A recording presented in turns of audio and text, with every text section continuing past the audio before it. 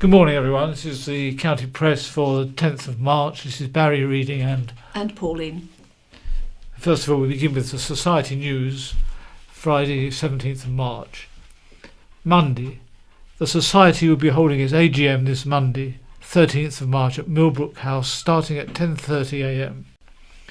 On Tuesday, the Strollers will be meeting this Tuesday, 14th of March. The stroll will be at St Helens, Causeway and Dover, with lunch afterwards at the Vine, St Helens. The group will meet for coffee at Zootic Cafe, Yavaland, at 10:30 a.m.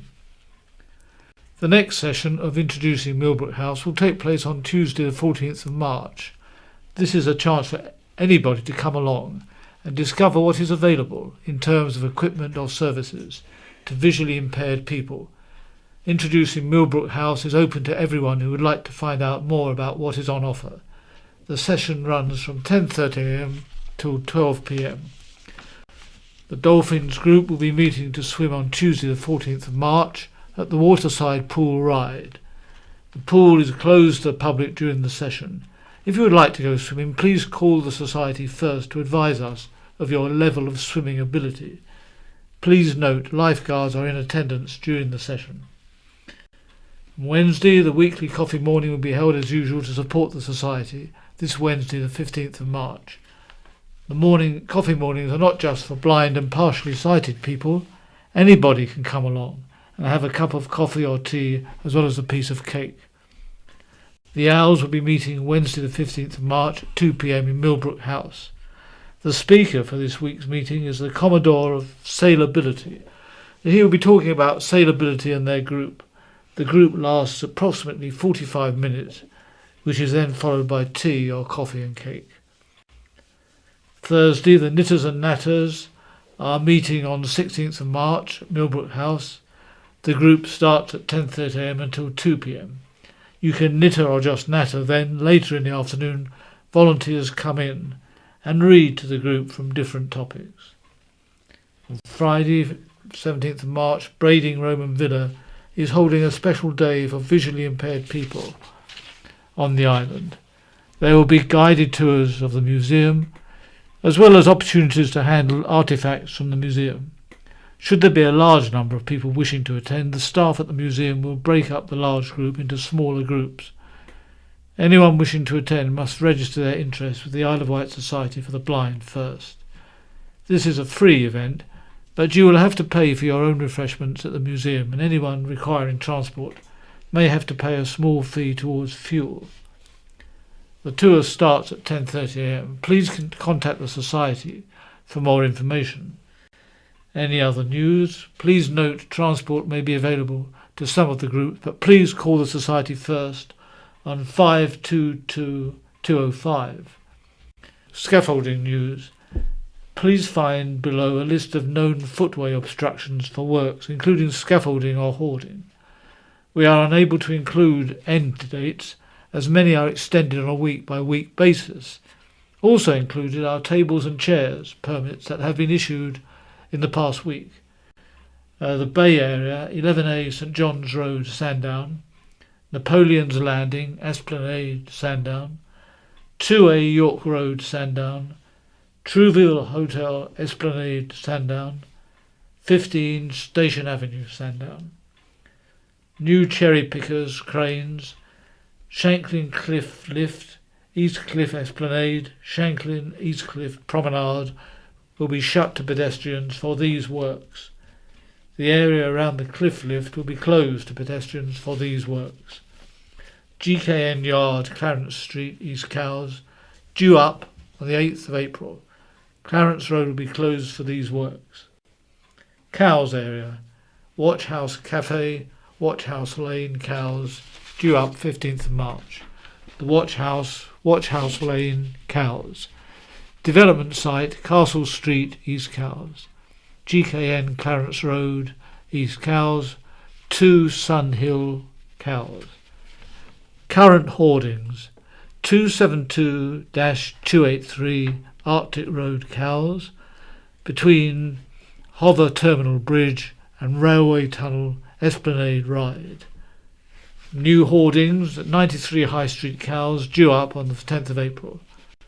The Newport area. Nippert Court, West Street, Newport. Diva Hairdressing, Ace Shoe Repairs, vacant premises 91 to 94 Pyle Street, Newport. Newport Minster, St Thomas Square, Newport. 6 Portland Street, Newport. 32 Chapel Street, Newport. Island Optical, 1 High Street, Newport. 11 Key Street, Newport. Superdrug High Street, Newport, due up on the 20th of March. The Ryde area, 26 Nelson Street, Ryde. The Hair Centre, 13 to 14 High Street, Ryde. Sea Hill House, Pier Road, Seaview. Former Just Home Store, 35 to 36 High Street, Ryde, due up on the 12th of March. Now the West White area, Yarmouth Police Station, High Street, Yarmouth, due up 14th of March. Deacons, High Street, Yarmouth, due up 15th of March. On the Rocks, Bridge Street, Yarmouth, due up on the 27th of March. The South White area, 2 Trinity Road, Ventnor, former Mill Bay Hotel, Esplanade, Ventnor. The White Lion, Black Gang Road, Knighton. Met Bar, Esplanade, Ventnor, due up on the 17th of April. Esplanade Road will be closed for these works. New Street Furniture Permits. The Crown Hotel, St Thomas Square, Ryde. French Frank, St Thomas Square, Newport. This week's In Touch. In this week's episode, James Harding, the BBC's Director of News, tells Peter White about a new £1 million fund earmarked to train and recruit disabled journalists. Derek Sinclair from the organisation Contact a Family explains the child benefits. Charlotte talks about her visually impaired daughter who has additional disabilities and tells Tom Walker that although she's well connected into a parents' network, she is still confused as to which benefits she is entitled. And now we're reading from the Isle of Wight County Press for Friday the 10th of March 2017, and we start with the headlines, the first one being Kai was a kind and special man. The devastated family of a kind and special young man have paid tribute to him following his sudden death. Kai Donovan of St John's Hill, Ryde, died on his bedroom floor after an epileptic seizure last Thursday. The 28-year-old who worked at Yelf's Hotel in Ryde was described as a beautiful soul by his heartbroken mother, Ashley Goodwin. Kai was really kind-hearted and we were lucky to have 28 years with him, she said. When he was 5 years old, he said he wanted to build houses for homeless children in Bosnia, and he came with us to Laos in Southeast Asia to work with street children when he was young. He was really special. Kai's 10-year-old daughter Caitlin is a talented singer and her music will be played at his funeral, which is yet to be arranged. His daughter was his biggest achievement, Ashley said. He was young when she was born, but he stepped up to the mark and was a brilliant dad. She is a living tribute to him. He was a keen Portsmouth FC fan and a tribute to him was read out at a home match at Fratton Park on Saturday, along with applause during the 28th minute of the game against Crewe to reflect the age he died. Kai, who leaves behind his partner of 8 years, Amelia, and his 2 brothers, Barry and Adam, studied at the Isle of Wight College and worked in the catering industry for a number of years. He dreamed of becoming a firefighter, but his epilepsy prevented him from doing so. Ashley said he had epilepsy since childhood and it was very well managed. He complied with all the medicine and was very good with it, but it ended up being the thing that took him away. It was peaceful and he wasn't in any pain. He wouldn't even know about it, and that has given us a lot of comfort. He was a beautiful soul and will be so badly missed by everyone. The second headline is Ex-Dinner Lady jailed for sex with 14-year-old. A former dinner lady who had sex with a schoolboy on a kitchen floor has been jailed following an appeal. The Attorney-General appealed against the original suspended sentence imposed on Mum of 4 Terry Spragg, 35, of Bettisworth Road, Ryde, in January. The Court of Appeal yesterday, Thursday, jailed Spragg for 3 years. She's been placed on the sex offenders register for 5 years. Spragg was convicted of 7 charges of sexual activity with a child last year, but cleared of 2 charges. She warned the 14-year-old boy not to tell anyone because he wasn't legal. And now we have a patron role for film star. A member of acting royalty, Dame Judi Dench, has become patron of the group that supports Osborne House. Having spent last summer at Osborne filming Victoria and Abdul, friends of Osborne chairman Tim King wrote to Dame Judi, at the suggestion of members Roger and Sue Crew, inviting her to become a patron. Victoria and Abdul, due for release later this year, explores the relationship between the widowed queen and her Indian servant, and will give cinema goers a chance to see the lush interiors of Osborne and its beautiful grounds. For Dame Judi, it was a reprise of her 1997 Queen Victoria role in Mrs. Brown, about her more famous friendship with her Scottish servant John Brown. We are very proud to have Dame Judi as our patron. It is marvellous she accepted our invitation so quickly, said Mr. King. Dame Judi wrote, "We had a wonderful time filming at Osborne, and everyone there was absolutely wonderful. I am delighted to be able to continue the association, although I cannot promise to be a very frequent visitor. However, one of those visits promises to be a private gala dinner in her honour at the house in the summer. It will be staged by the Friends Group, which now has 500 members. The group provides volunteers to help run the house and has funded several important restoration and repair projects. The next is the £50,000 plan to return the iconic Andromeda Terrace fountain to its former working glory. An anonymous donation has already raised half the amount to complete the project. English Heritage, which manages Osborne, is so impressed with how the Friends Group is being run and us securing Dame Judi as our patron, it is looking at our group as a model for similar friends of historic properties throughout the country, said Mr. King. English Heritage has about 400 historic properties, and Dame Judi becomes our patron at a time when Osborne is now the second biggest earner, behind only Stonehenge, said Friends Secretary Marja Tolley. The next story is about Bill Shepherd. Some of you may know his son Alan Shepherd, who is one of our minibus drivers. Right, Bill is 96 and back to family roots for town honour. The venue could hardly have been more appropriate when Bill Shepherd was made the first freeman of Newport in recent times.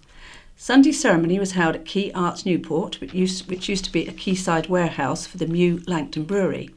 Bill's family firm ran a cross-Solent transport company which used part of the building. Mr. Shepherd of White Pit Lane will be 96 in July and can trace his Newport family roots back to the 14th century. He has historic documents tracing the transportation of goods across the Solent from Newport to Southampton docks through the centuries by shepherds. It was these routes which sparked his interest in the island's past. The local historian and author was the first to receive the honorary award from Newport Parish Council. He has led many walks and given many talks on Newport's rich history, and the presentation was followed by a sideshow on the old pubs of the town. It is a great honour and much appreciated, said Bill. Now we have waterworks to cause more misery for drivers. Drivers face weeks of disruption this month when Southern Water returns to carry out work in Newport Road, Cowes. The road is due to be closed from the junction of Three Gates Road to Nodes Road from Monday for up to 4 weeks. The company had replaced an essential water main that transfers supplies between the Broadfield Reservoir and Alvington. However, a spokesman said, all our new pipes undergo stringent testing and commissioning before being put into permanent use. While most pass these tests first time, there are occasions when we need to return to make further checks and adjustments. We'll also be carrying out further reinstatement work to the road's surface. Project manager Peter Simmons said, we know this will cause some more disruption. We are sorry about this and we'll be doing all we can to keep impact to a minimum and to reopen the road as soon as possible. Access will be available from either end of the road closure, although there may be some occasions when this isn't possible. We'll be keeping customers updated in these instances. Pensioners and Cowes businesses will struggle to use the town's proposed new post office, it has been warned. Moving the post office from its current temporary site to the Mill Hill Road Co-op would cause problems for elderly people, as it was not served by a bus route. Cowes Town councillors heard at their meeting last Thursday. Businesses requiring change could also suffer due to the town's banks closing. In a letter to post office bosses, Isle of Wight councillor John Nicholson said the proposed new location was a real letdown for residents. He said, "With the closure of all our banks who refer us to the post office as a mean of continuous service, the importance of the post office to residents, business and visitors is not reflected in your efforts or process." Backing Councillor Nicholson, MP Andrew Turner said he would take the town's concerns to Parliament. Councillor Laura P.C. Wilcox said Southern Vectors should reinstate a route connecting the town centre to Mill Hill Road, while Councillor Mark McNeill said once the post office was up and running, a small sub-branch could be opened in the High Street. As previously reported, post office bosses have announced a new permanent branch will be located at Mill Hill Road from May the 19th. Previously, it was in the former Southern Cooperative store at Terminus Road, but closed when the shop was sold to Marks and Spencer. It is operated from a temporary building at Cowes Yacht Haven since December, but it is due to close on April the 25th. We have river crash driver sentenced. Shocking CCTV footage of a driver careering across Coppins Bridge while almost 4 times the drink drive limit before smashing through railings into the River Medina was played to a court. Estate agent Lucy Wilton, aged 29, was spared an immediate jail term by Isle of Wight magistrates, but told she was lucky not to have killed herself or others. She was banned from driving for 32 months and given an 8-month sentence, suspended for a year, after she admitted drink driving.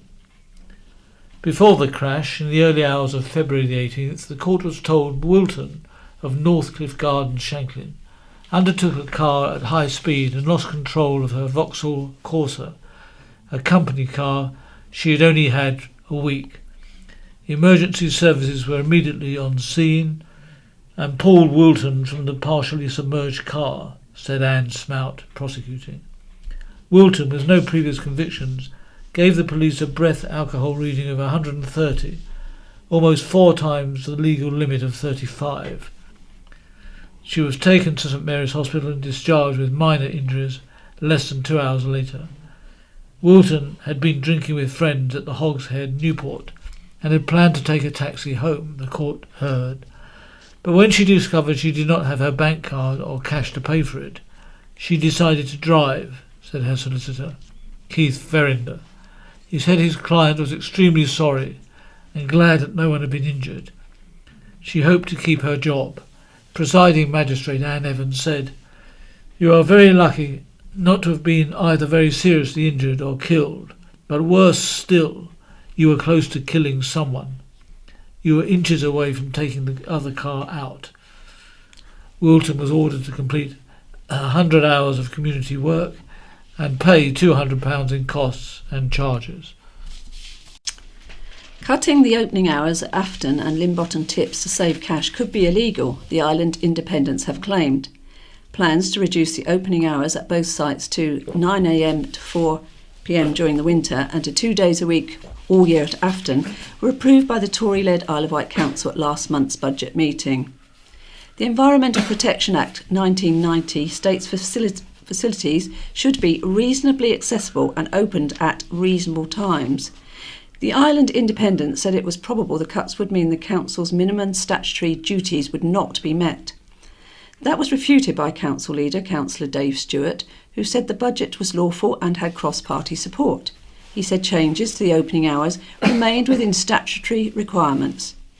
Independent leader Councillor Julia Baker-Smith said, "The way statutory duties are defined is often complex, but if minimum levels are starting to fail on more visible services such as waste, the fear is they are also going to fail in other areas of service, such as care, as well.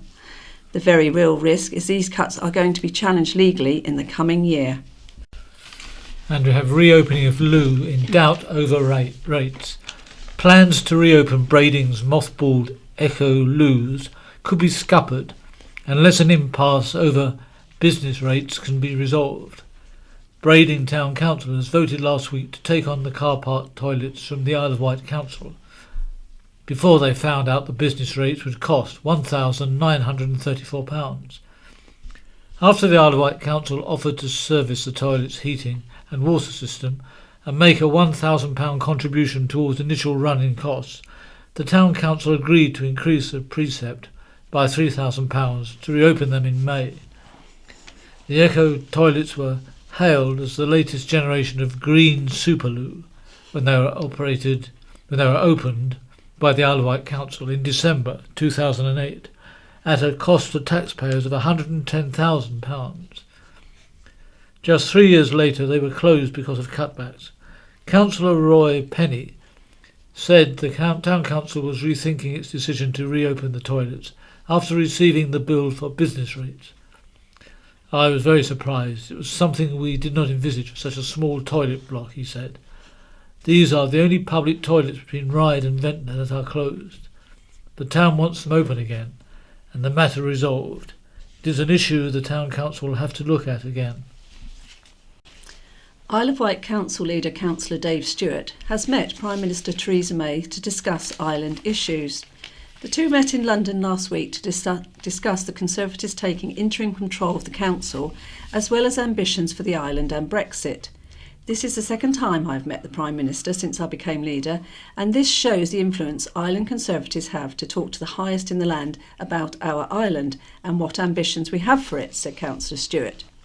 It was an interesting meeting where I made the PM and others aware of several initiatives we'd like to implement if we are elected in May. I also talked to her about Brexit and how pleased the majority of people on the island were with her role and leadership on the issue. Island Independent leader Councillor Julia Baker-Smith criticised Councillor Stewart for missing an opportunity to make a strong case for fairer funding and branded the meeting a photo shoot, a claim rejected by Councillor Stewart.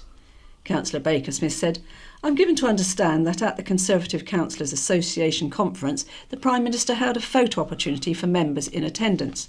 I am surprised Councillor Stewart hasn't been more forthcoming with the content of any discussion they may have had during the photo call, especially given the serious financial issues facing the island caused by Conservative government austerity." But Councillor Stewart said the discussion had been a private meeting in London, not at the conference, which was in Scunthorpe. It was a private meeting and also involved engagement with the Secretary of State. When I progress dialogue I am having about future initiatives for the island, which, if successful, would help the island's financial position. Isle of Wight tourism industry cannot rest on its laurels, by David Newble. The island must not shy away from reinventing itself if it is to remain a top visitor destination. Chief Executive of Visit Isle of Wight, David Thornton, told the county press the island would always face challenges in one of its most important industries, but the key to survival and growth was innovation. Mr. Thornton was speaking at the 5th Annual Tourism Conference, held on the island at Norton Grange near Yarmouth, which attracted around 300 people involved in the industry. Key speakers included Visit England's Advisory Board Chair, Lady Cobham, Director of the National Coastal Tourism Academy, Samantha Richardson, and Liz Earle Beauty Company's Leighton Atchison Warren. Mr. Thornton said it was important not to dwell on what the tourism sector had lost, but to discover the next big thing and have the confidence to innovate. The theme today is we can't rest on our laurels. We have to get out there and look at what the rest of the world is doing, he said. Mr. Atchison Warren told the conference promoting wellness or well-being was key to the growth of the company, which now employed around 1,000 people worldwide, 400 of whom were based on the island since it was founded in the 1990s. Wellness holidays on the island, offering relaxed breaks, incorporating walking, yoga and creative activities such as photography, will form the basis of a new Visit Isle of Wight marketing campaign. The Isle of Wight Council's executive member for tourism, Councillor Wayne Whittle, praised the event's informative and diverse range of speakers. He said it was very good to see John Giddins give his time for the benefit of the Isle of Wight. And this is an article about by the police, and this is Superintendent Sarah Jackson speaking. It is Child Sexual Exploitation, CSE, National Awareness Day on March the 18th. We will be joining many partners at St Thomas's Square, Newport from 10 a.m. to 4 p.m. to provide people with information which we hope will increase awareness of CSE.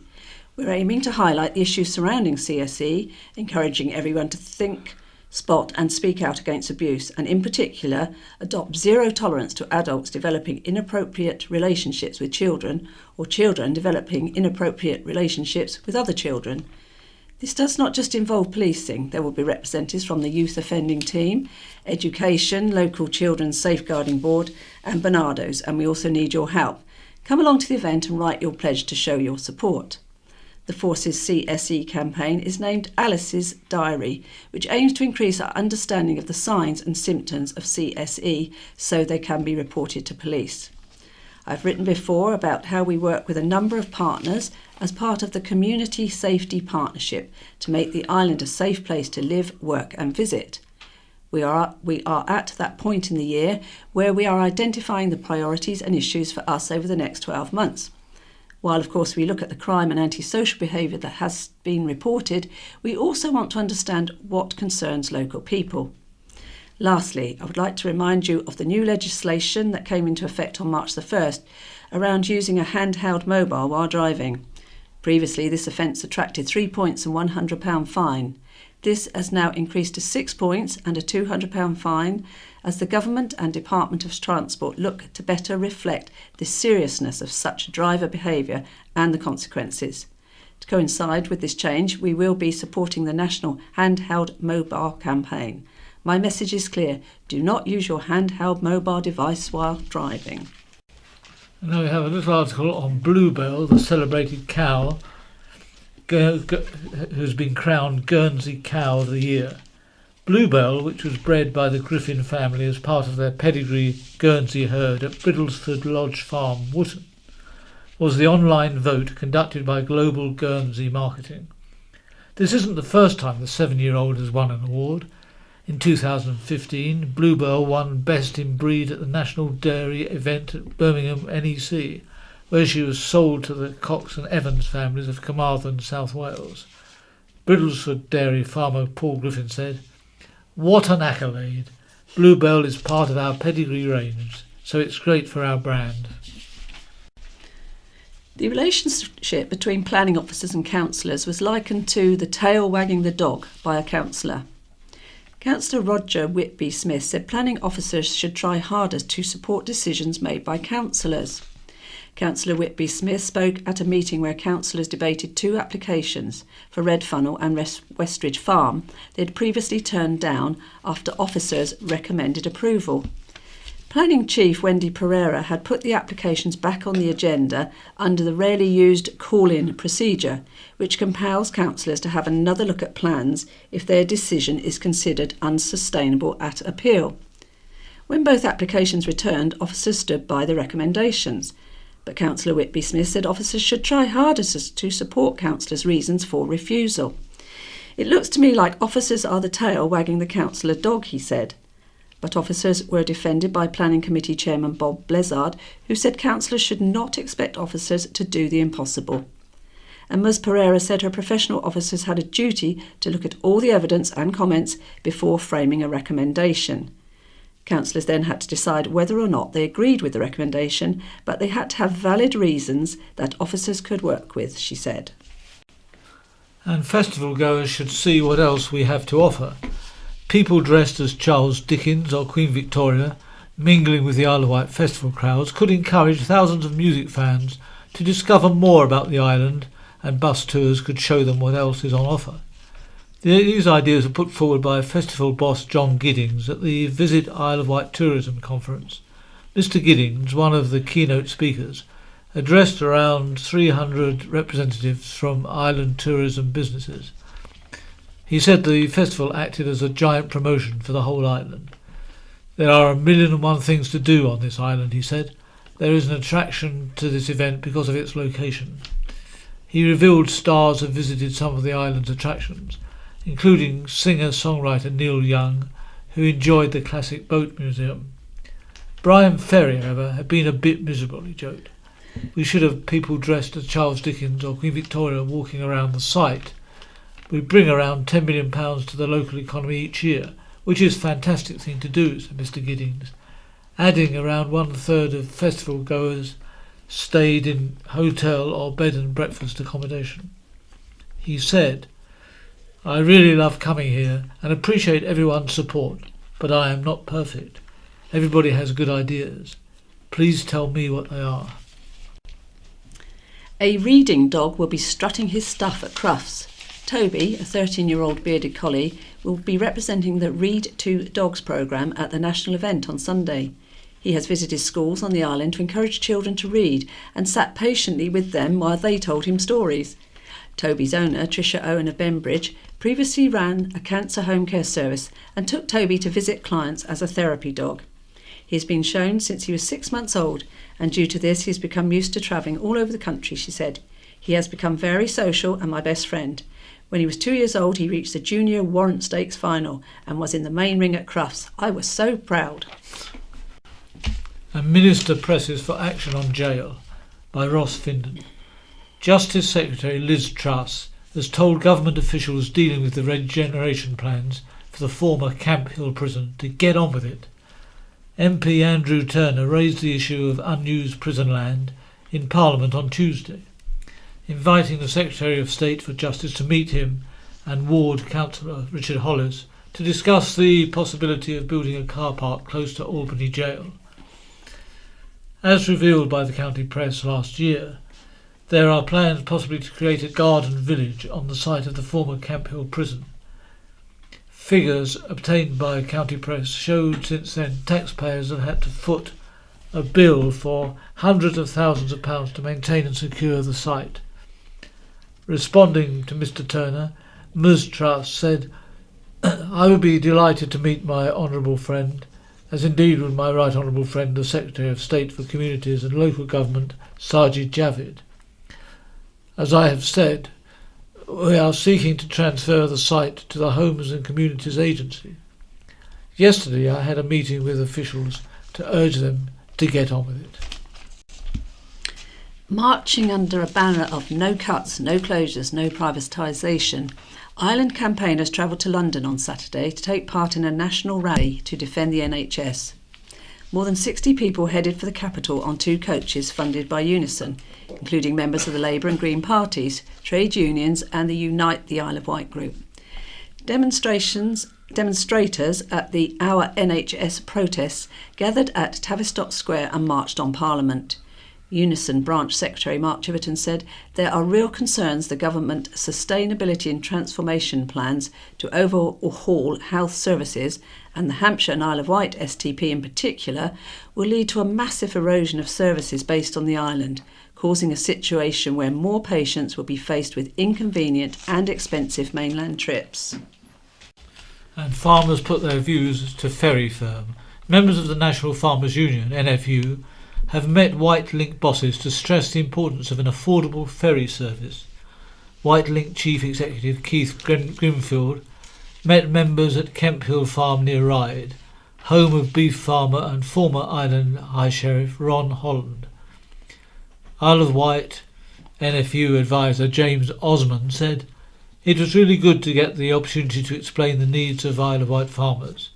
Many of our members sail across the Solent frequently with livestock, machinery and produce, so it's vitally important we have an efficient, reliable and cost-effective ferry service. Isle of Wight NFU chairman and commercial livestock farmer Matt Legg added, we have a competitive disadvantage to our mainland counterparts owing to the extra costs of transport to and from the island. It's great our concerns have been taken on board.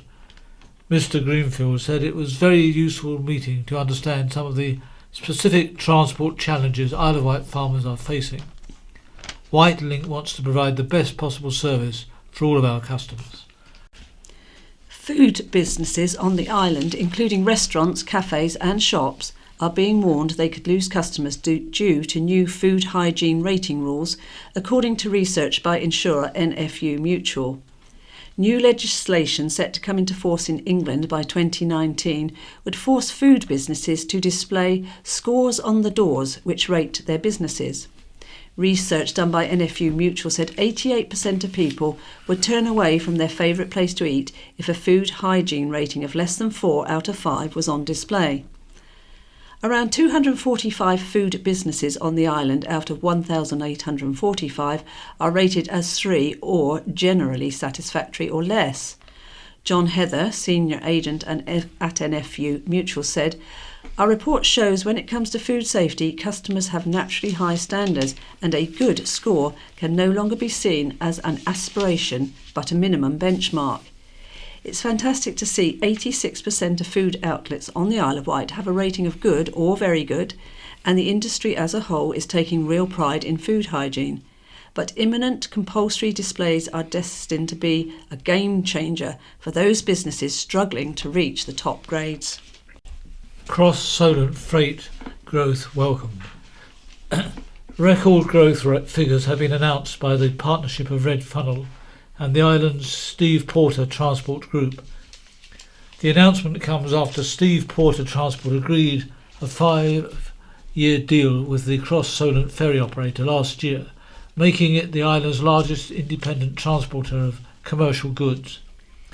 Red Funnel said it enjoyed a record 2016 after seeing 5% growth in its freight carryings, resulting in the company now transporting more than half of all cross-Solent freight, making it the market leader.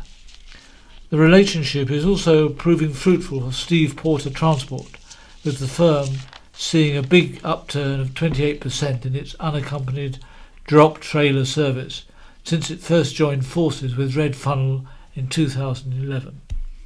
The volume of drop trailers shipped over the past 5 years has increased from 11,385 trailer movements in 2012 to 14,674 trailer movements in 2016. Red Funnel said it hopes its plans to develop its East Cowes terminal will provide the space to further growth in the freight market. Tory claims the island has not been a victim of austerity after all and has received millions of pounds in extra government grants have been rubbished as ridiculous spin. Since taking charge of the Isle of Wight Council in January, leader Councillor Dave Stewart said he and his team had looked at the books and found the island had received significant sums, despite the Independent's criticism of the government's austerity agenda. Over the past 5 years, the council has faced government funding reductions of £35 million and has cut more than £60 million from its budgets. Further cuts of £19 million are forecast over the coming 3 years. Councillor Stewart said extra money given to the council included £1.3 million for green transport schemes, £9.6 million from the Solent Local Enterprise Partnership and £3 million in capital funding for dementia care improvements and community housing. Describing his comments as ridiculous spin, independent leader Councillor Julia Baker-Smith said responding was like playing chess with a pigeon. Councillor Stewart said, "I've been pretty astounded about how much extra money on top of our usual grants this island has been given over the past few years for projects, particularly when everyone was given the wrong impression we were getting next to nothing. So when the previous independent leadership suggested we have not had enough Whitehall help, that is just not accurate. The question must now be, how effectively were the independents managing that money for the benefits of the island?" Councillor Baker-Smith said, "The independent group are extremely proud of our strong track record of pursuing and successfully gaining grant funding from various sources in order to offset the savage cuts to the local government support grant. I've seen some spin from the Conservative group in my time in council, but this has to be the most bizarre attempt to discredit the independents yet. Highlighting our success in achieving funding from wherever we could, then attempting to spin it to a negative is a very strange thing indeed." And no one else must suffer like I have to.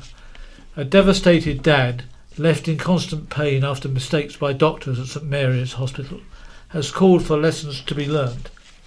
Stephen Chiverton, 39, is fighting for compensation after he was left depressed and unable to work or care for his daughter Bella, aged 5. An operation that could have prevented his agony was delayed by doctors, who decided his case was not urgent. Despite him attending A&E in such pain he was in tears. He was sent home, but brought back by ambulance 3 days later after losing the feeling in his legs. Following an urgent MRI scan, he was airlifted to Southampton General Hospital for surgery to deal with a prolapsed disc destroying nerves in the base of his spine. But it was too late to prevent permanent damage, and Mr. Chiverton has been left with permanent severe back pain, bowel and bladder dysfunction, numbness in his groin, saddle area, thighs and calves, foot drop on both sides and muscle spasms. He needs crutches to move around his Newport home and a wheelchair for longer distances. He can no longer care for his wife, Abby, who has fibromyalgia. Instead, she has to look after him. Mr. Chiverton said, "This wasn't just normal back pain. I knew something was badly wrong. I know now, if these doctors had treated me appropriately, all this misery could have been avoided, and I would be leading a normal life. All I can do now is to try to make sure lessons are learned. Lives are being ruined unnecessarily by this awful condition.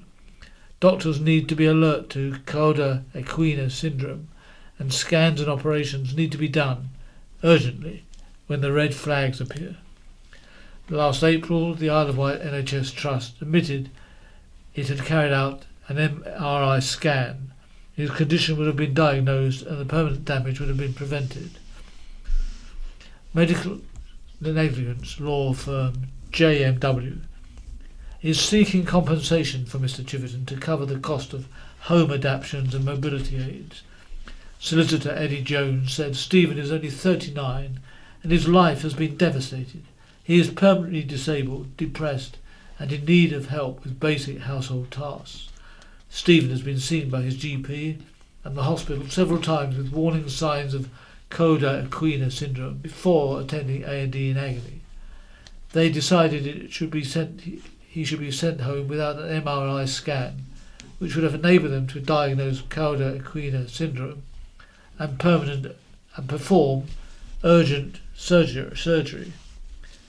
It was a catastrophic error, and Stephen and his family will have to live with the consequences for the rest of their lives.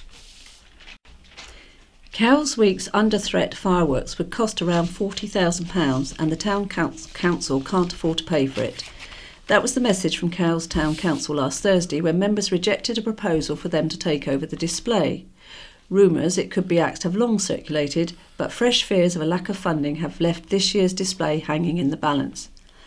A Cowes Week Limited spokesperson admitted the event was unlikely to go ahead in the same way as previous years. The firework display has for many years been funded by generous contributions from competitors, businesses, the Town Council, Cowes Business Association, Cowes Week Limited, even sponsors and individuals. In recent years, it has proved difficult to sustain the level of donations needed for the display to go ahead. Cowes Week Limited can confirm at present it is unlikely the fireworks display will go ahead in 2017 in the same way as previous years. However, we are aware an alternative solution is being investigated by a local business and we are proactively supporting. Former Cowes Mayor, Councillor Jeff Banks, said, "I just feel we are not set up to do fundraising for the display this time." Councillor Paul Fuller added, "It's a lot of money to spend and that money could be spent on things that are more important for people." And Double Delight for Good Care Services by Richard Wright. A good rating has been awarded to a home care service and a residential home, both run by the same organisation. The Care Quality Commission, CQC, found the Southern Housing Association's home care service, the Domiciliary Care Agency, DCA, good in all areas and talking to clients and carers. After talking to clients and carers, an inspection report published last week stated people told us they were cared for with kindness and compassion and received care and support that met their individual needs. People and their families told us they felt the service was well led.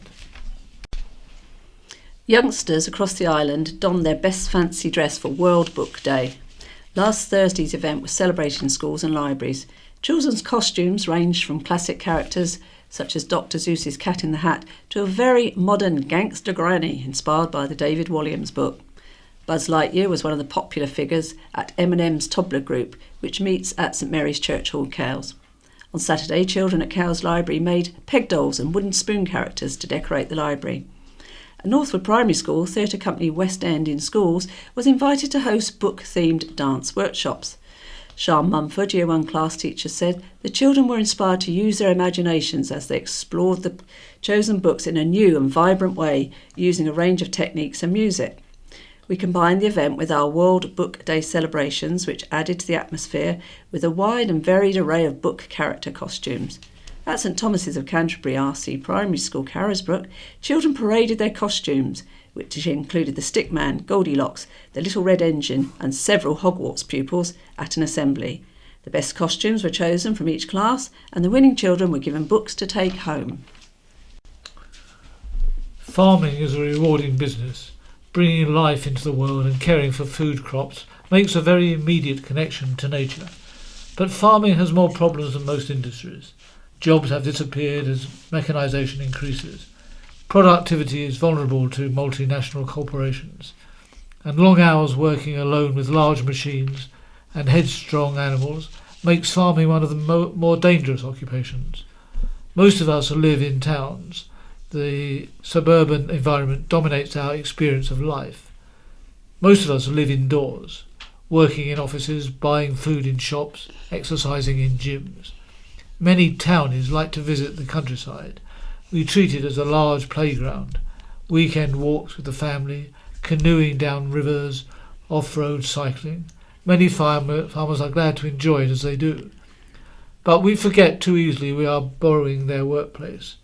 A tax on sheep, wormy dog poo making cattle and sheep ill, gates left open allowing animals to escape, and roadside hedges collect more litter than town pavements. Let us hope Brexit can bring the benefits of the real working countryside back to us. Locally grown food, lungfuls of fresh air and the sense of freedom in large landscapes. After all, we want tourists to appreciate it too. This by David Simon of Double Your Profits Consultancy Ride. And now it's goodbye from Pauline. And it's goodbye from Barry, and we both hope that you have a very nice weekend. Here we are again with the Weekender. I'm Sarah. And I'm Paul. I'm going to start with the letters. This is from A. Jones at Ryde. The Westridge Farm planning application is now going into a third meeting. Why? Ryde Town Council recommended refusal. The Isle of Wight Planning Committee refused it. Now it's been deferred. Why? What's the use of having a planning committee when government policy takes over?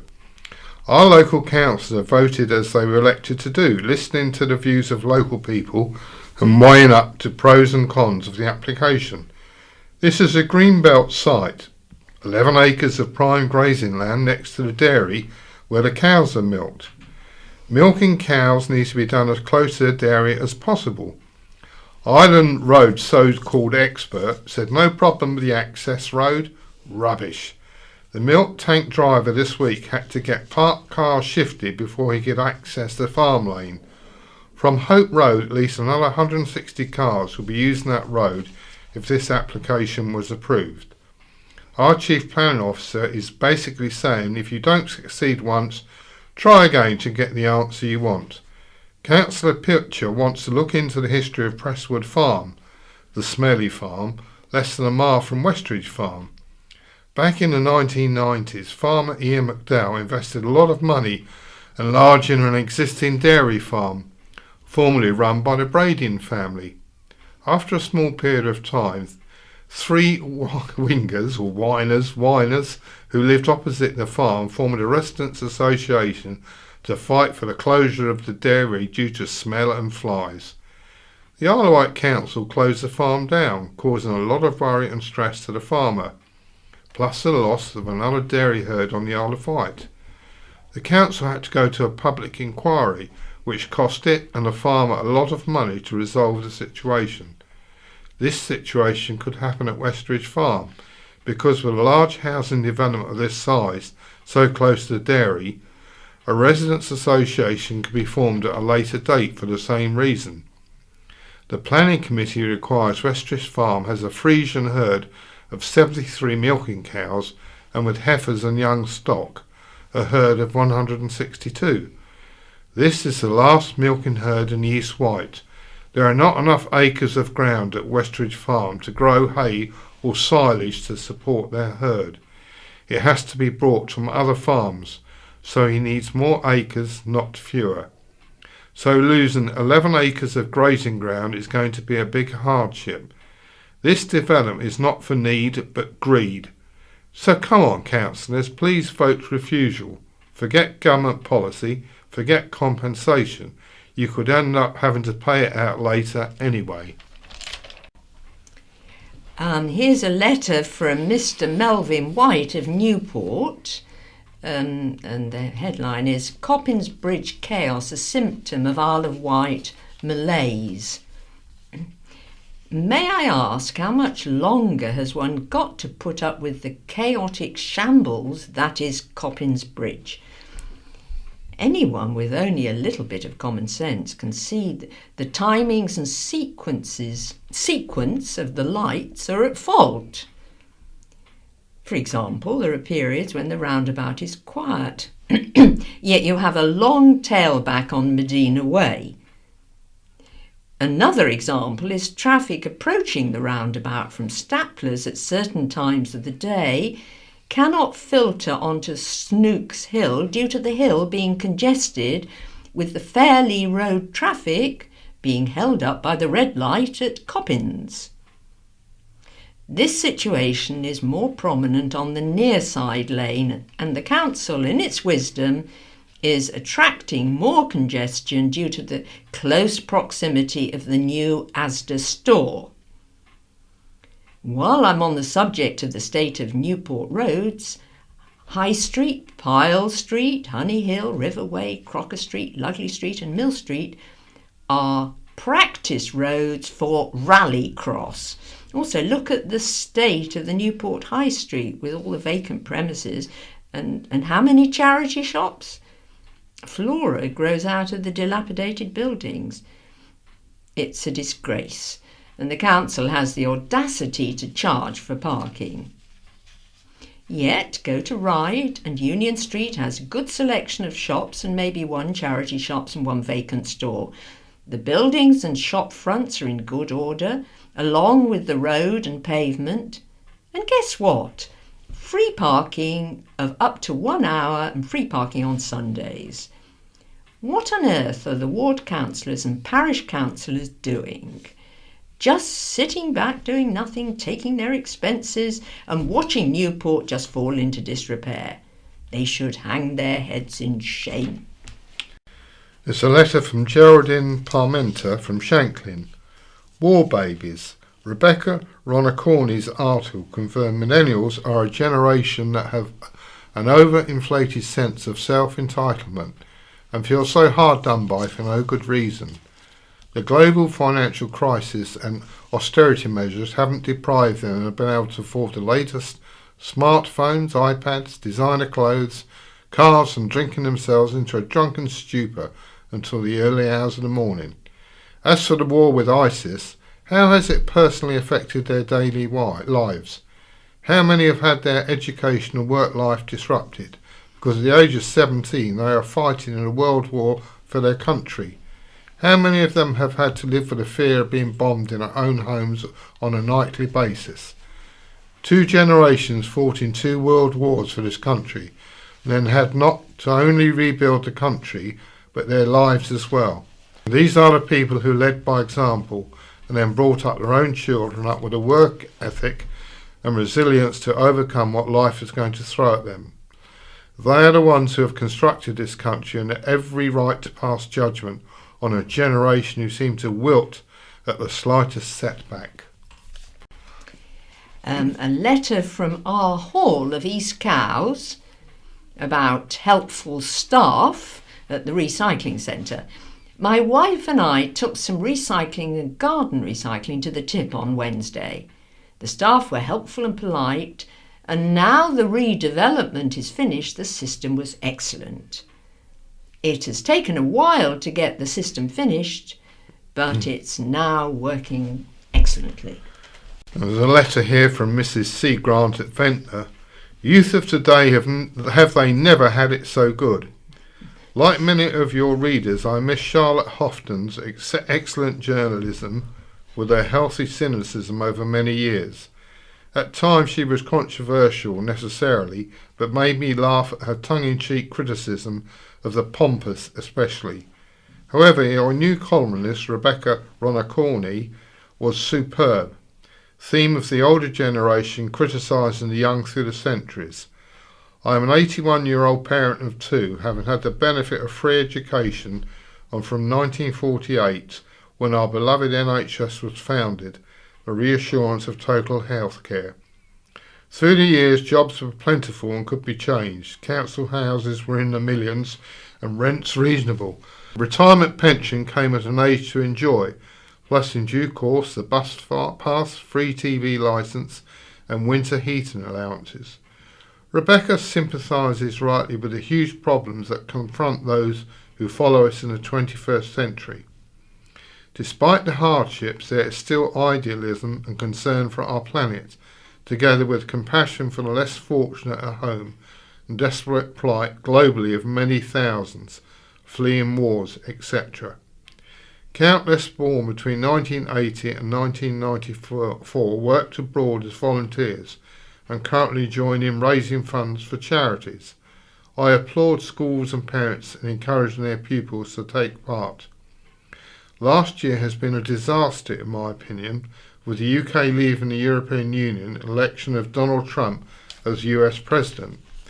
The propaganda and false promises are echoes of the Nazi past, which engulfed Europe when I was born in 1935.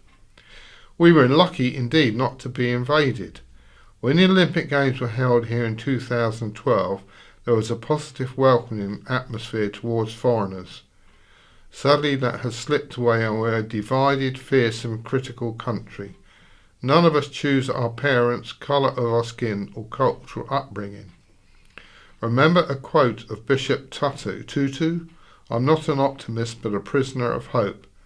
As for the young, like peace, give them a chance.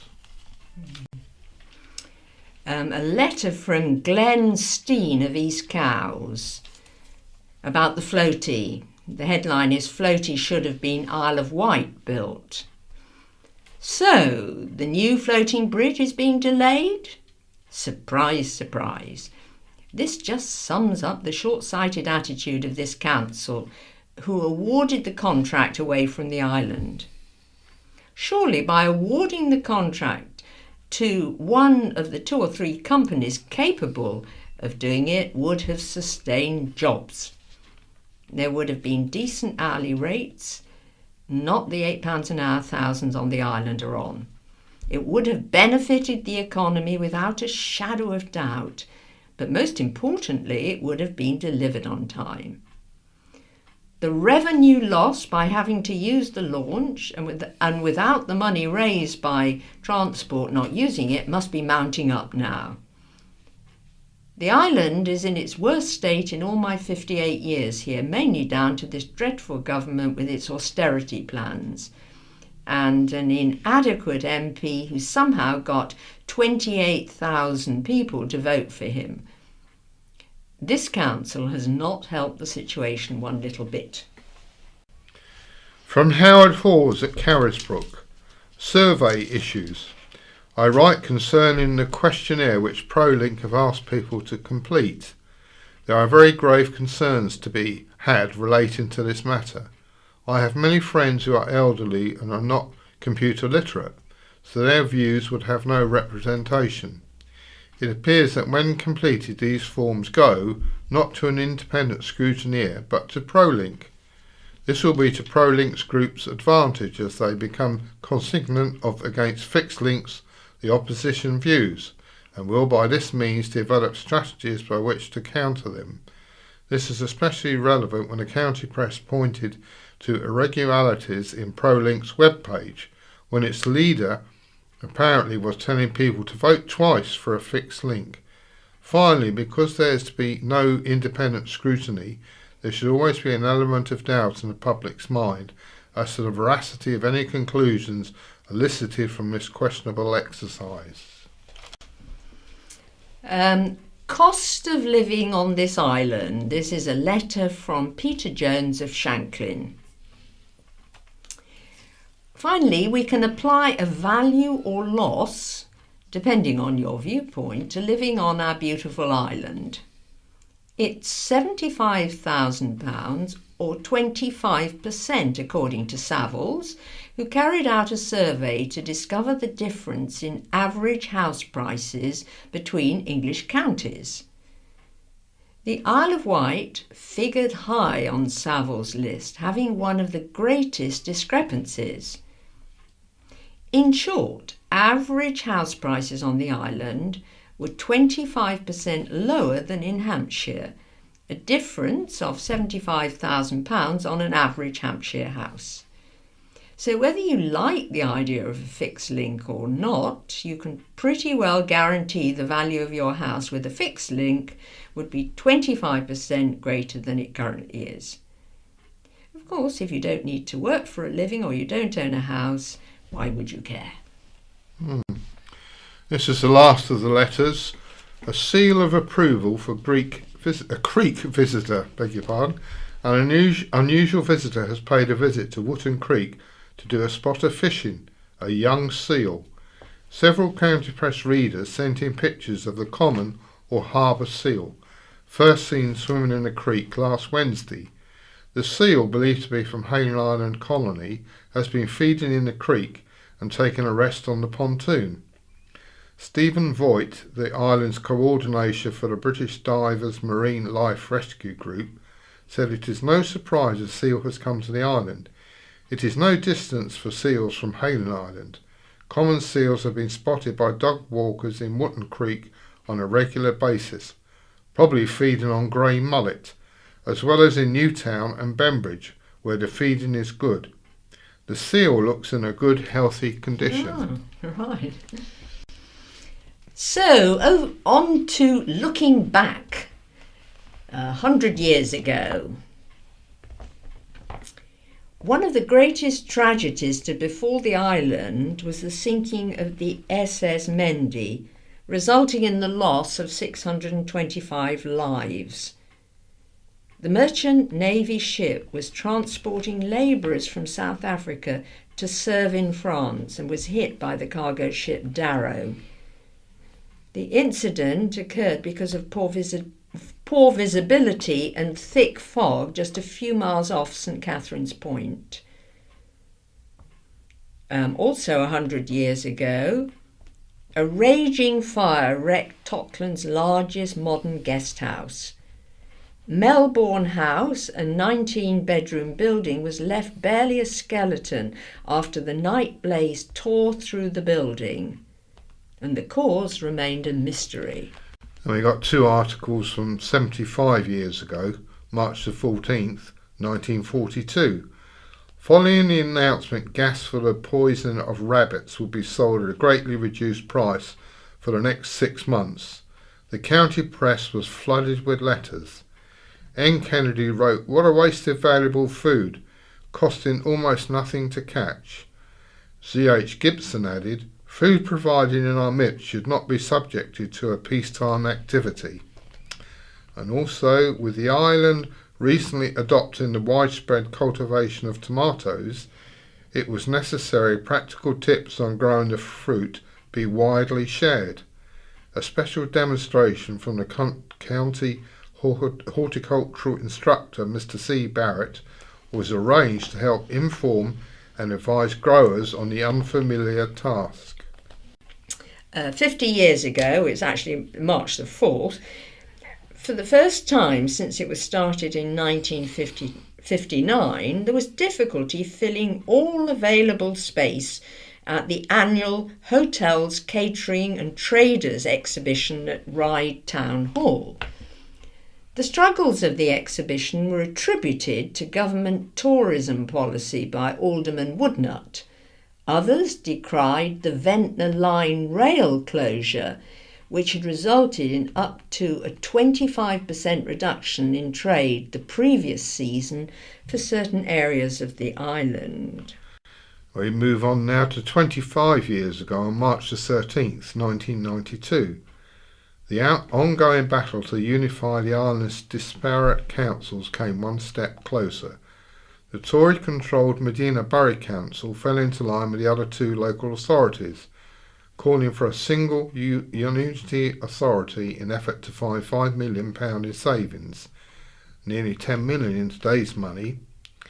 Also, Britain's rarest breed of bat, the greater horseshoe, was found hibernating in the old railway tunnel at Ventnor, while a common sight in North Africa and the Middle East, the greater horseshoe population in Britain has declined by 99% since 1900. And finally, the same year, Cowes Town Council was asking islanders to mark the 50th anniversary of the bombing of the town by the Luftwaffe in May 1942. In particular, one of the events planned was to honour the Polish destroyer Blylaskika, which fired at the Germans from J.S. White shipyard, where the vessel was under repair. Surviving crew members and their families were being traced so they could attend the weekend's events. 2 items for 10 years ago. A little ship with a big history was brought to the island for restoration. Built in 1905, Vere was a houseboat in Chichester before it sank and was sold as wreckage. The vessel was originally one of the Dunkirk little ships used to evacuate British troops stranded on the beach in 1940. Also 10 years ago, mystery circles in the sand and grass at Compton intrigued visitors and would have no doubt sparked the fascination of the island's former UFO society. The truth, though, was much more mundane than alien life. It was, in fact, the work of Eric Geddes of Freshwater, who used 37 planks of flotsam wood to create it. However, the origin of a second nearby spiral was a mystery consisting of more than 1,000 stones. Right, we now move on to White Memories. There's an article here by Diana Ward, who became fascinated by the life and times of Victorian author Harriet Parr. She decided to research the life of the writer, who lived nearby and was an associate of Charles Dickens. Like many writers of her era, Harriet Parr's name has slipped into obscurity and could have fallen almost completely off the island's map but for research into her life and work. In common with most women who wanted to be published, Harriet did not write under her own name, instead choosing the anonymous Blondie Plume of Homer Lee. Harriet may have made a mark in literary circles and with her audience at home and abroad, but in Shanklin all that remains is the historic blue plaque above her former door, White Mead, now Westmead, in West Hill Road.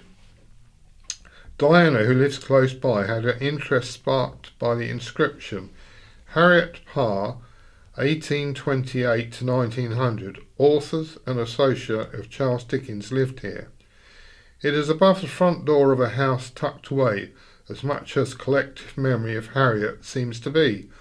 Indeed, while she may have been famous in her time, photographs of her are in short supply. She was laid to rest in plot 150 of the graveyard of St Blasius Church, Shanklin, headstone bearing a missive, Patient in Hope, alongside her sister who predeceased her. Born in York, she was the daughter of a haberdasher who died young, and a mother who was left destitute to bring up Harriet and her 5 siblings. Her brothers and sisters were successful in the Victorian world, and Harriet went on, in exchange for her education, to become a servant at a local boarding school and thereafter a governess, profession she pursued for 12 years. It was not until 1854, when she was 26, she published her first novel, Maud Talbot. It was not a great success, but undeterred, she sent her second novel, Gilbert Messenger, to Dickens. He wrote her an extraordinary letter in reply, saying it had moved him more than he could express, and he found her a publisher to boot. This novel was a breakthrough, so popular it was translated into French and Italian. On the back of that, she gave a lecture tour in France, Germany and Belgium.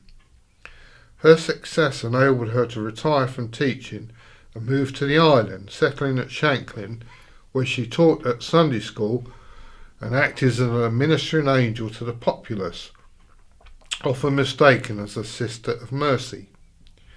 During her years at Shanklin, she wrote more than 30 novels, received by reviewers as being refined in tone, somewhat sentimental, but written in an easy, unaffected style, which appealed to the sense of decency of the Victorian reader.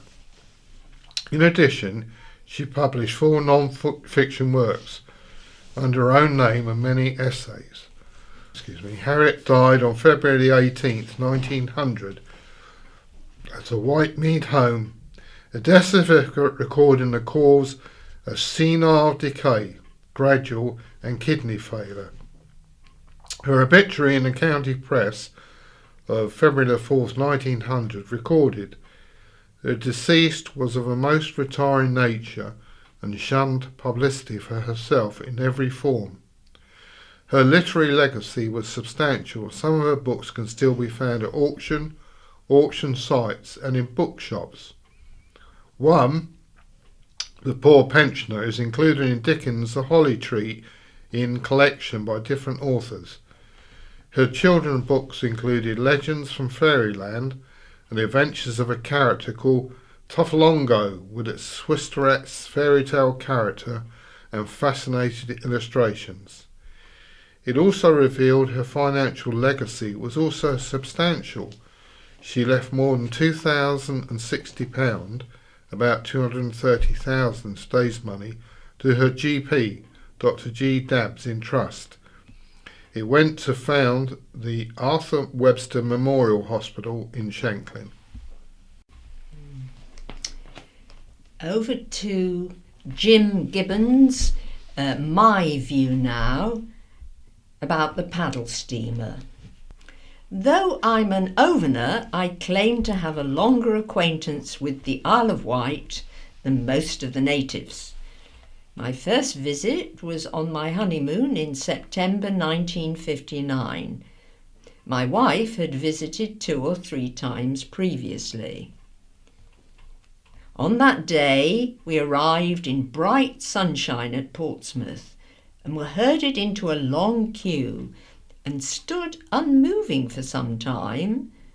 A fog in the Solent was causing delays. Eventually we boarded a paddle wheel ferry and ploughed slowly through the murk to Sunny Ride, where we went by train to Sandown. At that time, though the railway system was smaller than it had been, one could still go by train to Newport or Cowes, steam trains all, of course. In addition to regular bus routes and trains, there were in that season coaches waiting in Ryde to take visitors to attractions or on tours round the island.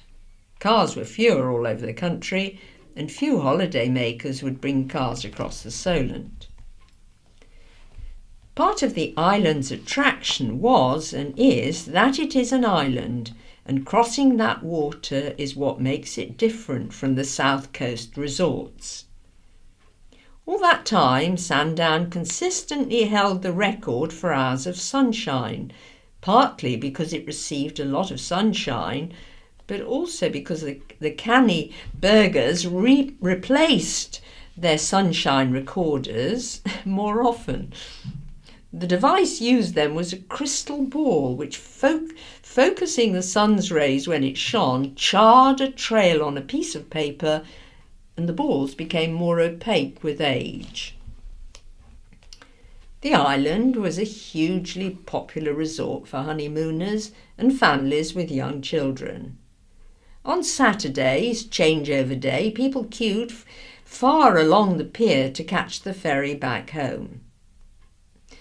My wife and I had several holidays here, in caravans mostly, and introduced our children to the coloured sands of Alum Bay. You could do your own filling in those days, and the big attractions of Osborne House and Carisbrooke Castle. We have an illicit picture of our son sitting on a cannon at the latter and repeated it 40 years later. Ryde to us then was mostly a place to go through, but when we settled here, Ryde is the place we chose. Nowhere stays the same over 50 years. The island has changed, as everywhere else has. There are more people. They don't say the world's population could stand on the Isle of Wight anymore, but we're still trying. More cars, more built-up areas, fewer cinemas, but it still has its soul, and it's still where I want to live. Some years ago, there was a light-hearted suggestion that the Isle of Wight should have its own non-national anthem, which led me to write this tribute. And this is from Jim Gibbon's book, Odds and Ends of Poetry, which is available from the County Press Shop and Ryde Bookshop. This island's diamond in sapphire seas, there is sun on the downs, there is shade by the trees. There are pubs to be dined at and bookshops to browse, from Totland to Bembridge, from Knighton to Cowes. If you want to see an incredible sight, come in Maytime, take part in, or watch Walk the Wight. And thousands of people walk 26 miles for the hospice and end with sore feet and big smiles. 2,000 yachts race round the island in June. Some take the whole day and some finish by noon. The small and the mighty contend side by side to make use of the wind and the tide. The carnival season begins in July. The rivalry surges as all the towns vie. Their verve is electric, their energy hums as they march and cavort to the sound of the drums. In August, the yachtsmen come into their own. The world-famous Cowes Week, of course, sets the tone. In East Cowes, St. James lays out on the pews some thousands of jigsaws for buyers to choose. Out of season, the island is quiet once more, uncrowded and spacious for you to explore. A good time to walk on the less trodden ways, the hilltops, the valleys, the cliffs and the bays. The mildest of climate, the safest of seas, the people good-tempered say thank you and please. A few degrees warmer, a little more kind, a fragment of what England was, left behind. Oh, it's very nice. There's an article now by Catherine James. Ghosts of the past leave their signs. Have you ever seen a ghost? The Isle of Wight is reputed to be one of Britain's most haunted places, and certainly has some exceptionally historic and mysterious nooks, where one might expect the unexpected. But other than experience a blinding headache when standing between the gate posts of the erstwhile Knighton Gorges, the location of many well-documented tragic events, I haven't had any ghostly encounters. I'm certainly not an expert in these matters. For that you'd need to pick the brains behind Ghost Island. But I have a casual interest. I've enjoyed hearing the stories of Lala, the little girl who haunts Shooter's Hill cows, direct from people who have experienced unexplained goings-on. Some of Lala's activities involve coins, as too do those in the story of the ghost of the castle in Newport. In this ancient pub, 5p pieces are left scattered about, as legend goes, placed as financial penance by a murdered stable lad. I went to a party there recently and recounted the story of the coins. A pint or so later, a guest emerged from the loo to show me a photo he had taken of a 5-pence piece which lay enigmatically on the lavatory floor. But it's not just the souls of the long departed that may, or most likely may not, be making their presence felt. It's also their marks they made in their lifetime. The island has many examples of what are known as ghost signs. In Newport alone there's a faded evidence of South's, the noted pie shop near County Hall, while revellers were exhorted to commit no nuisance by the Castle Inn. But what about the presence you can't tangibly see? My dear Pater loves to go to the National Portrait Gallery and ruminate over the paintings. He stares at the distance the artist himself stared across and thinks about the close proximity of the sitter. Of course, the painting has been moved from its original studio. What if you could stand in the right space? Then nothing but time would separate you. I remember gawping at Hanover Point's dinosaur footprints and imagining the great iguanodid bearing down on me. I've looked at Queen Victoria's bathroom and the bed in which the monarch passed away and considered her last breath some 100-odd years later. I've also been to Ventnor Winter Gardens here, where in July 1984 Elaine Arfamot's hot mum's Donna Estelle performed in the Star Cabaret. Like the dinosaur and the old queen, Donna's no longer with us, but I imagined him in that auditorium entertaining the 52 people who turned up. Not a ghost perhaps, but he occupied that space, just in a different time. Now, what's on? Welcome return for a trombonist.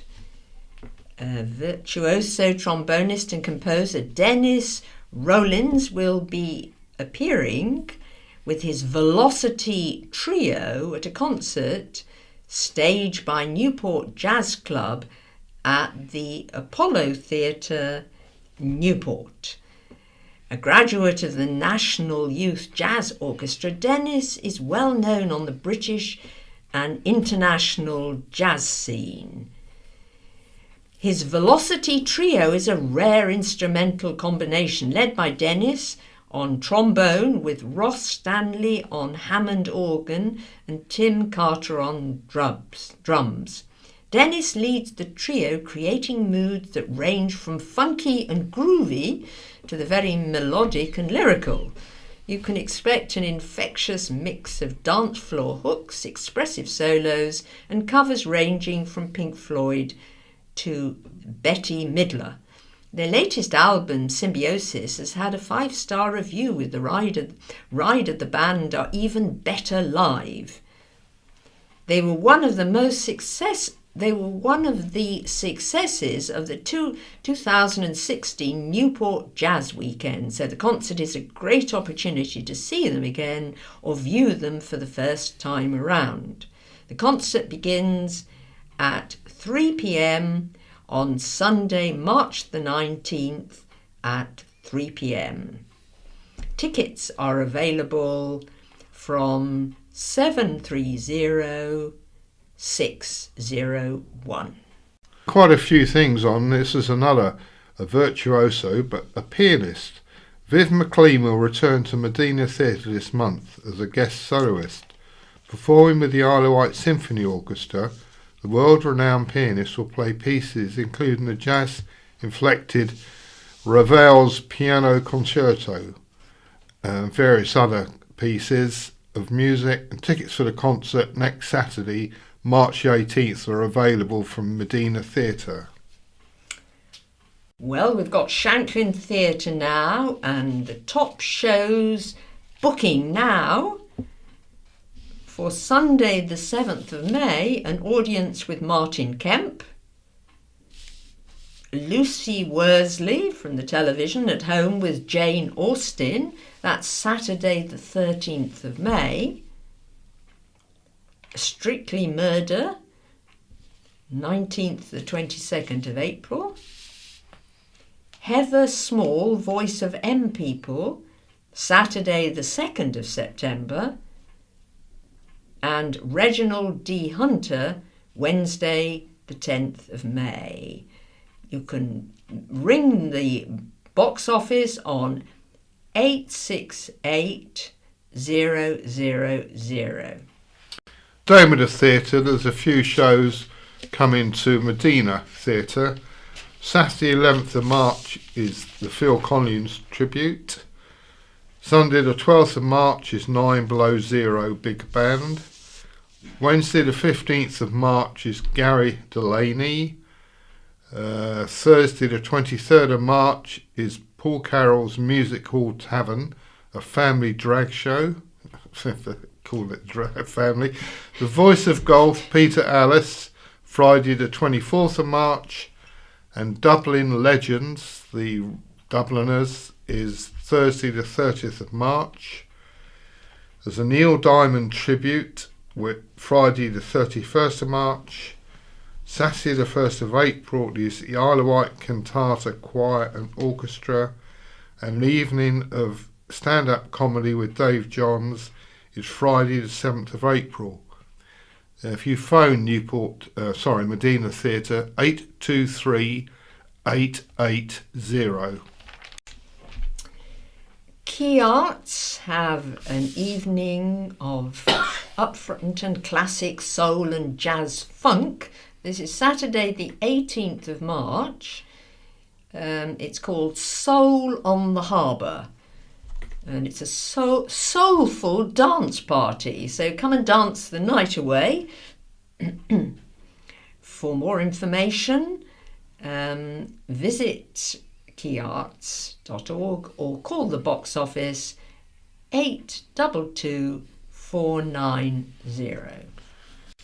And we've got Newport Isle of Wight Jazz Weekend, the 1st to the 4th of June. Various acts including the National Youth Jazz Orchestra. A website for details, newportjazzweekend.co.uk, and tickets are on sale in the County Press shop. A Glastonbury hit band is to make island debut. 9 Below Zero, who introduced a new 8-piece big band at Glastonbury, are set to make their island debut. The new outfit, which includes 3 original members, were a huge hit at Glastonbury and now have a new album on release. They will appear on Sunday at Medina Theatre, Newport at 7:30 p.m.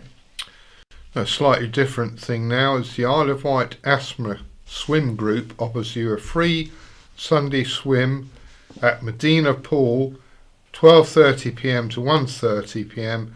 every second Sunday in the month. Contact 564356. Okay, we've finished now, so it's goodbye from Paul. And goodbye from Sarah. This is a download from the BBC. For more information and our terms of use, go to www.bbc.co.uk/in-touch.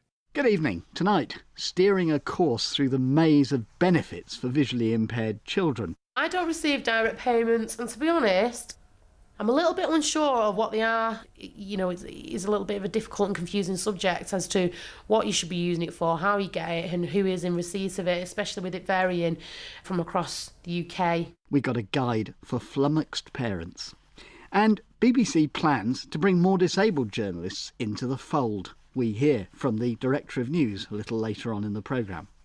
But first, the profile of visually impaired children has changed quite radically over recent years. Fewer children with the single disability of blindness or partial sight, far more with a complex mix of disabilities of which visual impairment is only one. There are a number of reasons for this. Several of the single causes of child blindness can now be prevented or treated, and more children with multiple disabilities are surviving into adulthood.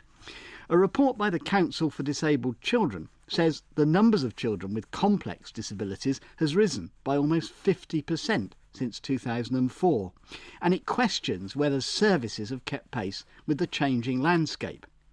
Meanwhile, parents tell us that they face a bewildering mix of benefits which feel constantly threatened. High time then, we thought, to try to provide a bit of clarity over this. First though, reporter Tom Walker has been to visit single mum Charlotte Meller and her 6-year-old daughter Scarlett, who, as well as being blind, has speech and communication problems. Not that this stops Scarlett from enjoying life. Hello, Scarlett, let's bounce on the trampoline. Hello, Scarlett, let's bounce on the trampoline. Yeah, sometimes I think people assume that if you have social communication problems, you're slightly reclusive, whereas with Scarlett, it's the other way around. She's overly friendly, which is quite nice as she's a 6-year-old child, but perhaps not so much when she's 15, if she doesn't grow out of it. But we will see, and we'll cross that bridge when we come to it. Tell me about her speech and language. What's that like? Scarlett is a perfect parrot. Not only can she repeat exactly what you tell her to say, but she can pick up on accents. She's also very good at filling in the gaps with songs or memorable phrases and sentences. If you're happy and you know it. Got your hands. If you're happy and you know it. Cup your hands. If you're happy. Scarlett is in receipt of higher rate mobility and higher rate care. So the money we get for her care on a 4-weekly basis is £325. That's Scarlett's money directly. Me, personally, I receive £230 a month in the form of carer's allowance. I work below the threshold, which means I'm able to receive it as a full-time carer. How easy has it been for you to navigate through the benefits that may be available for you? In the early days, it was quite difficult. Scarlett was diagnosed at 4.5 months and registered then. We didn't start receiving any financial assistance towards Scarlett's care until she was 18 months old. In fact, it came from me attending a parent and toddler group at Henshaw's in Manchester and Trafford, where I received the information that Scarlett should be in receipt of DLA. What about direct payments? Because I gather you're not in receipt of those. No, I don't receive direct payments, and to be honest, I'm a little bit unsure of what they are. You know, it's a little bit of a difficult and confusing subject as to what you should be using it for, how you get it, and who is in receipt of it, especially with it varying from across the UK. Mwah. Ready? Steady. Should we do the alphabet? A, B, C, D, E. Well, that was Charlotte Meller and her daughter Scarlett. We'll come back to that issue of direct payments in a moment, but how to sort out all that if you are starting from scratch? Well, we've called in Derek Sinclair to help us with this. He's a senior welfare rights officer with Contact to Family. That's a national pan-disability organisation representing disabled children. So, Derek, is there a basic starting point for parents like Charlotte? The disability living allowance is the most important benefit by far for families with disabled children. Not only does it provide extra money in itself, anywhere from £21 a week to £139 a week, depending on the child's needs, but it also acts as a gateway to a whole range of other types of help. So if you have a child that qualifies for DLA, there's a good chance you might also be able to access additional tax credit payments.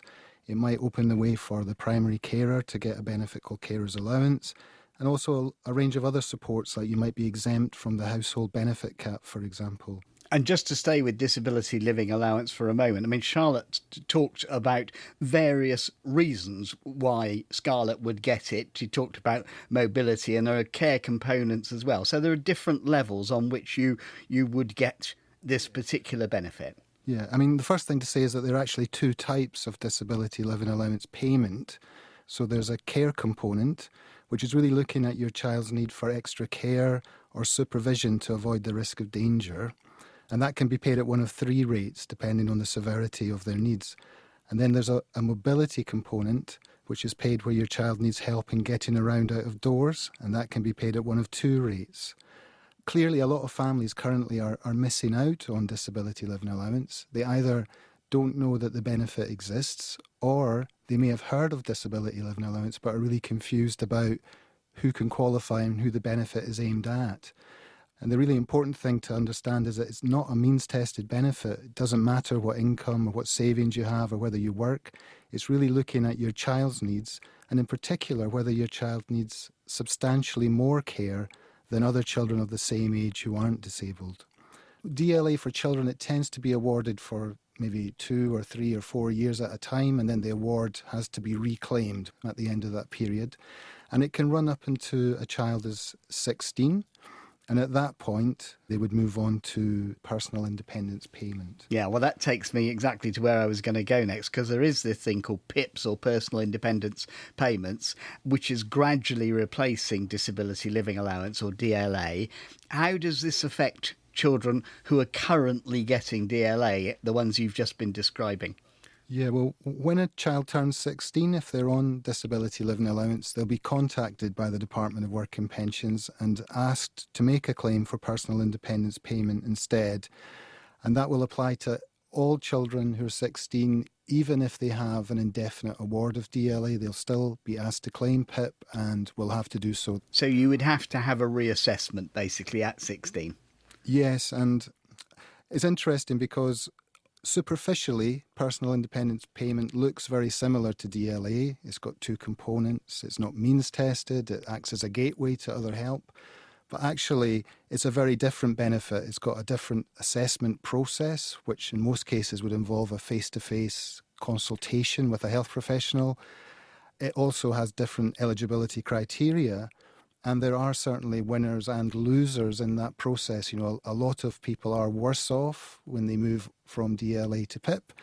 Equally, some people, particularly with maybe more complex needs, who perhaps need a lot of help during the day but not so much help at night, they might do better under personal independence payment. Because with DLA, you can only get the highest rate if you have day and night care needs. But with PIP, it doesn't matter when your needs arise, it's more about how severe the needs are. Right. Charlotte's real problem came with this idea of a personal budget and direct payments. And she has said she hasn't got involved with that. What's so complicated about it, and how does that work? Well, I think the first thing to say, Peter, is that a direct payment is not a welfare benefit. So it's a very different thing from the other types of financial support we've been talking about today. If you get a direct payment, you can't spend it on your day-to-day costs. You can't use it to help pay your heating bills. You can't use it to pay for your weekly food shop. It can only be used to either buy care for your child or to employ someone to meet their care needs. So, in effect, it's a cash payment that you get from social services to buy a package of care for your child as an alternative to them providing that care themselves. This immediately begins to sound complicated. You presumably need somebody to tell you you're entitled to it. One of the great difficulties is not knowing until your child has been assessed by social services whether you've got any chance of getting a direct payment, because the first step in trying to access direct payments is for your child to be assessed for social care by the local authority. So you need to ask for your child to be assessed under the Children's Act, preferably alongside a carer's assessment for you as a primary carer. Once that assessment's been done, social services will then decide whether your child meets their eligibility criteria for services, which, by the way, does vary from local area to local area. Each council has its own criteria. And if they feel that your child's needs are not pressing enough to warrant them providing services, then there's no way you're going to be able to get a direct payment. But if they decide that your child does qualify for care services from them, in law you have the choice of them giving you a direct payment so that you can then buy those services yourself. Then you have much more control over how your child's needs are met, you know, who provides the care, when the services are provided, and you know, just what form those services take. So if a parent's listening to this who perhaps has not had any contact yet with a local authority over this, what would you advise them to do? It's always worth asking social services to come out and do an assessment. I mean, if people are a bit worried about that process and what it might involve, contact the family, the organisation I work for. We run a free helpline. We can provide advice on things like direct payments, local authorities' responsibilities to children, both in terms of social care and education, special education needs, as well as the benefit system. So give us a call and we'll try and help you as much as we can. Derek Sinclair, thank you very much. Now, BBC News has announced it's planning to take on more journalists with disabilities. It's spending £1 million over the coming year to improve its coverage of disability issues. Well, it so happens that we've been seeking answers to some of your questions about access to BBC News, particularly its online service.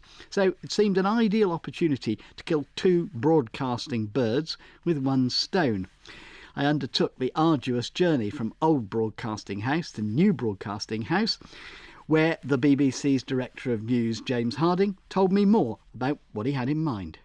I remember back in 2012, during the Paralympics, being really struck by the way in which Channel 4 had taken on reporting the Paralympics. I was at the Times at the time and thought there are different ways for us to report, particularly the UK.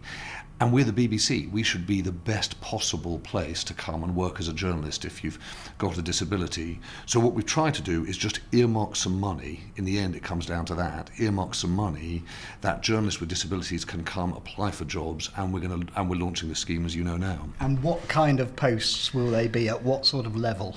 So there's a real range. The fund is £1 million. What we're looking at in the first instance is getting a dozen new people in.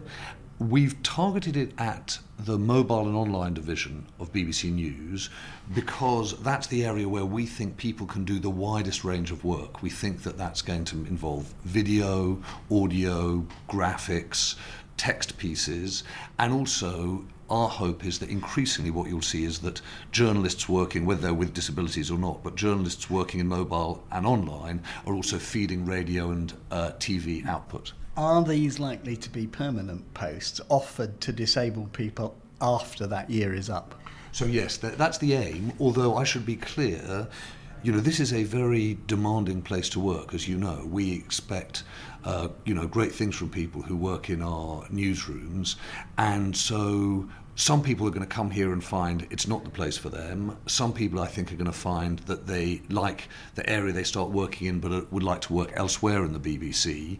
Our aim, though, as I said from the get-go, is to make sure that the BBC is the best possible newsroom in the world to work in if you're disabled, and that for our audiences who have disabilities, we feel like we're a newsroom that is understanding the issues when it comes to coverage of the news. So we want to make it permanent because we want it to be a permanent feature of the way we cover the news. Can I just ask you, in terms of access to programmes for blind and partially sighted people, we have had a number of people point out to us developments in your online news coverage which are making it difficult for people who want to access news that way, who've got sight problems. In particular, the use on short videos of embedded text, for example, which are either too quick for partially sighted people to read and often can't be read by screen readers that blind people use. And, often they just have music as well with no explanatory content. Why are you doing that? And are you aware of its effect on visually impaired people who want to access news that way? Well, the fact is we've been made aware of it, very keenly aware of it by blind people, by partially sighted people. If you think about this, this is one of those really curious things where the technology has surprised us. So initially, when people started using mobile phones, I think a lot of us in the BBC, seeing the capacity for the mobile to carry video, were fantastically excited, thinking this is brilliant. You can take a package that works well on the 6 o'clock news or the 10 o'clock news, and you can just cut it and put it on a mobile phone. Then, of course, we discovered that actually a lot of people don't have their headphones in when they're looking at the content on a mobile phone. And so in one of those moments, we thought, actually, we can get round this by using, and they're not exactly subtitles, are they? They're sort of somewhere between headlines and small snippets of text, which work incredibly well for people who can read them at speed. And then, of course, in a curious way, we've actually found that there's been this issue that as a result of that, we've taken some of the audio away from that, making it harder for blind users, for partially sighted users. And we are working really hard to fix that, because I do completely see that this is one of those things where we've re-engineered the original and made it harder for some of our audiences. Is there a solution? Because, people understand why you want to do it for people with good sight. Is there a way to do both? I think there absolutely is a way to do both. It's not difficult in theory, it's difficult in practice. So the issue is, because we're news, what we want to do is put news items up quickly. And of course, if you think that you are providing a new narrator or a new voice to go alongside a piece of video, making sure that you can do that well, accurately and as quickly as possible is the trick. But it's not an impossible thing to do, and it's also one of those things where, I feel very lucky being here at the BBC, is, you try something, you're pleased with the next version of it, and then some members of the audience call up and say, hang on a second, this is not working for us. And that's one of the situations we're in here, and so we will get around fixing it. So, I hope that your listeners will bear with us for not too long. But this is the worry that people, and this is what they've said to us, clearly this is a very attractive way to do things. The belief is more and more people will access their news this way online, and therefore this won't be just one example. It'll keep cropping up. The needs of visually impaired people won't be thought of when these developments are brought in with great enthusiasm. Yeah. No, and you know what? People are totally right to worry, because this is not just a BBC issue. It's true for newsrooms everywhere. Everyone's experimenting very fast with new forms and formats in news, and actually making sure the BBC is an organisation that thinks about how they work for everyone is a real issue for us. And so our job is to make sure that we fix it, and we will. James Harding. Well, it was visually impaired journalist Richard de Costa Bardi who raised some of those online issues on the programme, and he's gone into the Brighton studio today to listen to what James Harding has to say. So, Richard, what's your reaction? Well, first of all, Peter, I'm absolutely delighted that James Harding is taking this seriously. For anybody who's producing these pieces, then just play them without the text. Don't put the text in and then play the pieces through, and you will see how very hard it is to follow these if you want to put yourselves in our shoes. And also, there's no one-size-fits-all solution. It's quite a complicated problem, and as James Harding said, theory is one thing and the practice is another. So they're aware of it. I'm really encouraged by that, and I'm looking forward to developments as these are rolled out in the next year or two. Richard, thank you very much indeed. And that's what happens when you come to us, but I acknowledge they haven't found the answer yet.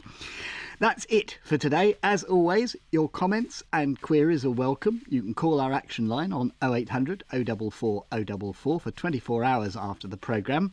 You can email us in touch@bbc.co.uk, or you can tweet using #InTouch. From me, Peter White, producer Cheryl Gabriel and the team. Goodbye.